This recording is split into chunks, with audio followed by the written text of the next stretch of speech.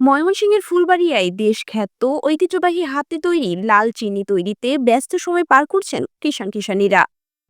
লাল চিনি শুধু মজাদারই নয়, স্বাস্থ্যসম্মত। পৌষ মাসের মাঝামাঝি থেকে শুরু করে একটানা ফাল্গুন মাস পর্যন্ত আখ মাড়াই ও লাল চিনি তৈরি করেন কৃষকরা।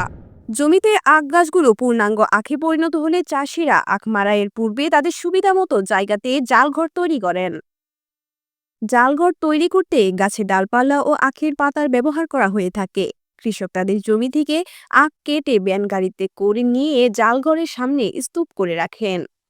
সেখান থেকে নারী ও পুরুষ শ্রমিকরা আখগুলো পরিষ্কার ও সামনের অংশটুকু চারা করার জন্য আলাদা করে রাখেন। একসময় গরু মহিষ দ্বারা গাড়ি টেনে লোহার চাপ যন্ত্রের মাধ্যমে আখ মাড়াই করে রস বের করতেন কৃষকেরা।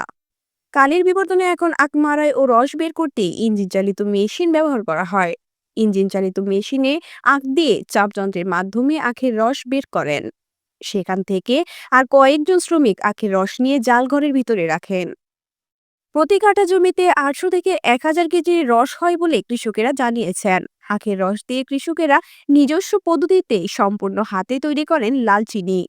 লাল চিনি বালুর মতো মিহিন দেখতে ধূসর ও লালচে রঙের হয়ে থাকে। হাতে তৈরি লাল চিনি ফুলবাড়িয়ার ঐতিহ্যবাহী নিজস্ব একটি পণ্য। জাল ঘরের চুল্লির উপর লোহার কড়াইয়ে পরিমাণ মতো 5 থেকে 7 কেজি আখের রস দেওয়া হয়।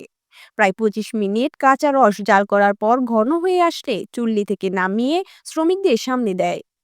লাল চিনি তৈরি করার জন্য দেশের অনেক অঞ্চলে আখের রস থেকে গুড় উৎপাদন হলেও হাতের তৈরি লাল চিনি খুব কমই উৎপাদন করা হয়।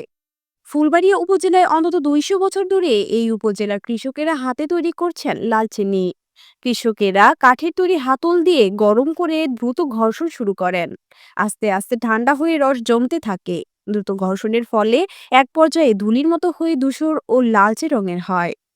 প্রায় 20 মিনিট ধরে ঘর্ষণের পর 1.5 কেজি থেকে 2 কেজি লাল চিনি তৈরি হয়। লাল চিনির তৈরি মজাদার খাবার ক্ষীর, তিলের নাড়ু, মুড়ির নাড়ু, নারিকেলের তক্তি ও মিঠাই খেতে খুবই সুস্বাদু হয়। অনেক গ্রামে এখনো নতুন জামাইদের লাল চিনি তৈরি গরম ক্ষীর ও তেলের পিঠা দিয়ে আপ্যায়ন করা হয়। একসময় ফুলবাড়িয়া উপজেলার প্রতিটি গ্রামে লাল চিনি তৈরি হয়েছে। এখন ফুলবাড়িয়া উপজেলার হাতে গোনা কয়েকটি ইউনিয়নের গ্রামে হাতে তৈরি হচ্ছে লাল চিনি। শ্রমিক উন্নত যারা সংকট, খরচ বেশি ও লাল চিনির মূল্য কম হওয়ায় কৃষকেরা আগের মতো এখন আর আখ চাষ করছেন না।